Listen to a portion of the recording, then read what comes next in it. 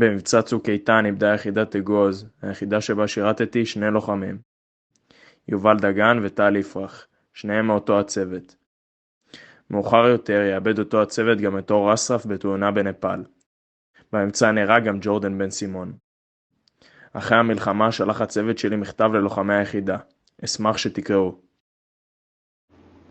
אתם זכיתם. מימשתם את הזכות להגן בפועל על אזרחי ישראל. זכות הכרוכה באבדות ובכאב שלא ניתן להעלות אותו על הכתב. דעו לכם, אחים יקרים, כי קורבנכם לא היה לשווא. תתארו לכם תרחישים נוראים של חדירה המונית של מחבלי חמאס לתוככי מדינת ישראל דרך מנהרות התופת האלו.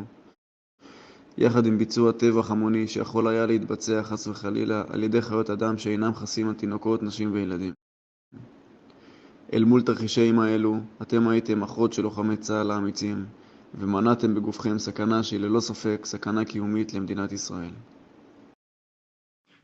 בכל פעם שהזכירו את שמה של היחידה במערכה הזו, היינו גאים. גאים בכך שהעברנו הלאה את היחידה לנוער האיכותי והטוב ביותר במדינת ישראל, עם המפקדים הטובים ביותר שהולכים בראש הכוח, והיכולות הפיזיות והמנטליות האדירות, שרק מי שהיה לוחם ביחידה יכול להבינם. תהיו חזקים, אחד בשביל השני. אתם משפחה, היחידה, הפלגה, זה הכי חשוב בצוות.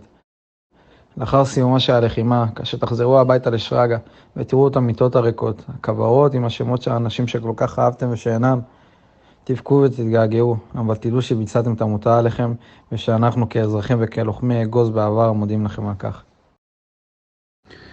תמשיכו את מורשתם של אלו שאינם. תאהבו, תצחקו, תיפגשו, תשתו, תיצרו, תשתחררו, תקימו משפחות. תביאו ילדים ותחנכו אותם על אותם ערכים שהתחנכתם עליהם. להיות המוסריים ביותר, הטובים ביותר, האיתנים ביותר והנותנים ביותר. אנחנו כאן בשבילכם, לכל דבר שתצטרכו. אוהבים אתכם ומחבקים אתכם מכל הלב. מי ייתן ולא תצטרכו להקריב את חייכם למעננו. אבל אין לנו ספק כי אם תצטרכו לעשות זאת, תעשו זאת ללא שמץ של היסוס.